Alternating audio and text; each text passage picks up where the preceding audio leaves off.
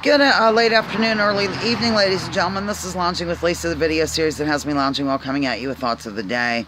Here's the thing. Today on the chat, one of the first things that was brought to light was this nurse that was really manhandled by a police officer in Utah, I believe. Idaho or Utah, one of the, I'm just going to say out west, to be sure. And I really didn't know anything about it. Evidently, it happened in July, but it's been hitting the news since, I think, yesterday. On the weekends, I usually take a break from, this constant feed of news, and, kind of concentrate on other things. But evidently, I shouldn't do that anymore because, I didn't really have any input to add to the conversation. We switched subjects because during my live feed, I let the chat lead the show.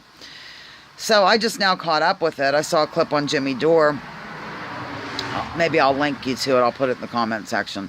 Here's the thing. I'm going to ask you, I have to ask people this.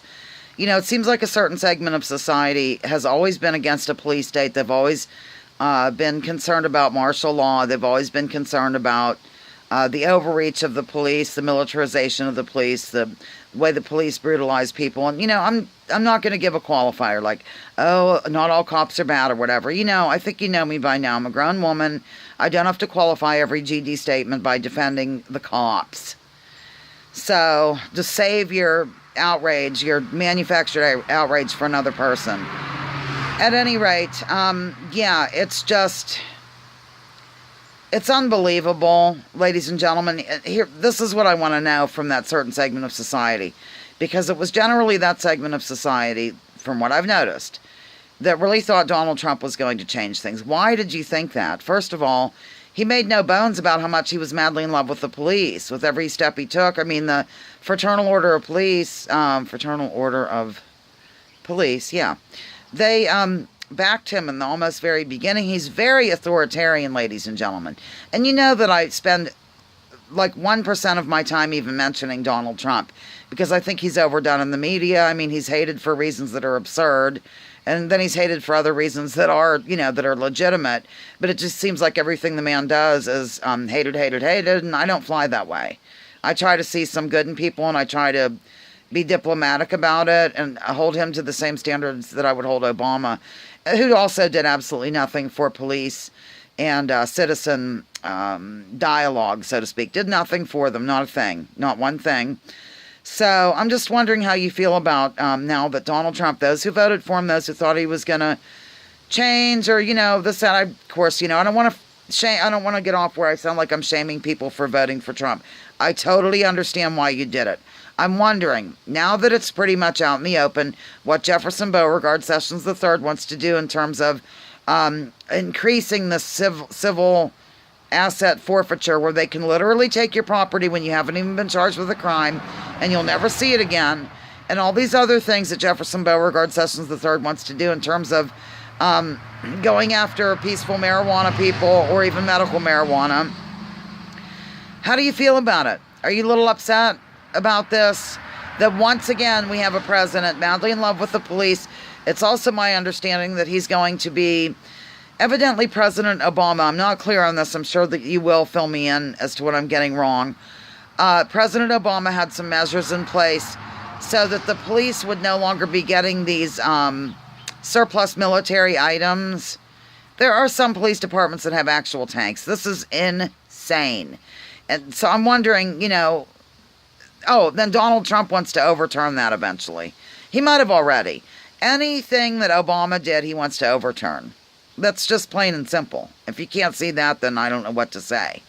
So I'm wondering, for those of you who are concerned and always have been about a police state, how do you feel about this? What do you think of this woman being brutalized, this nurse, who was only doing her job? There's 3 different criteria that the police had to meet in order to draw blood from this unconscious victim that came in from an accident.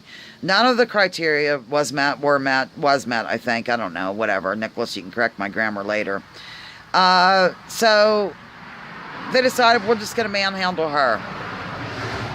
It's really freakishly unbelievable, and people just stood there and let it happen. You know what? The police are mainly in place to protect the wealthy. If you're wealthy, you get away with things. There's a class war in this country, ladies and gentlemen, much more so than there is a race war, much more so.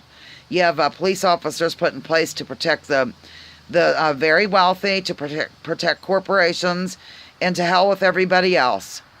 You know, I could never get away with some of the stuff that a super wealthy person would. Yeah, there's no way.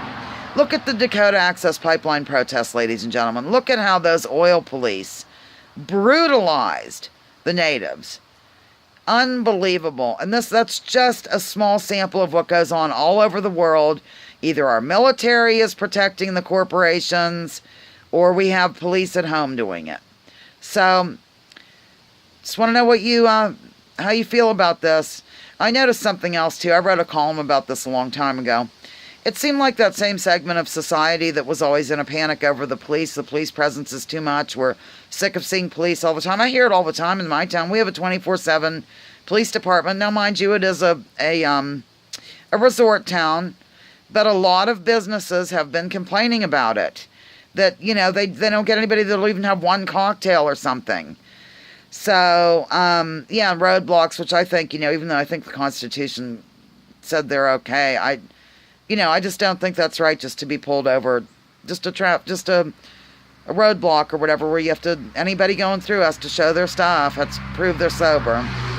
Crazy. Anyhow, those same people that used to be in a panic over the police state, all of a sudden seem madly in love with the police when Black Lives Matter formed. Whenever a certain segment of society decided they had had enough, and they were going to march on the streets, and they were going to also outline on their website, like I said, I haven't visited for maybe 8 months or so, exactly what they wanted to see, which is basically stop shooting unarmed African Americans, and you know what happens to whites too. Police shoot. I know I see a lot of the stuff online that, hey, how come the libtards don't complain about the police shoot more whites than they do blacks, and they're happy about the statistic? Police shouldn't be shooting any unarmed person, ladies and gentlemen. This is insane. It's obscene, and it makes me sick. Lounging with Lisa, the video series that has me lounging while coming at you with thoughts of the day. Please, join me, join others. Drop your political identity. Leave your labels at the door. That way you can really think clearly. You can really lay blame to everybody without having to defend a stupid segment of society. I'm really mad now.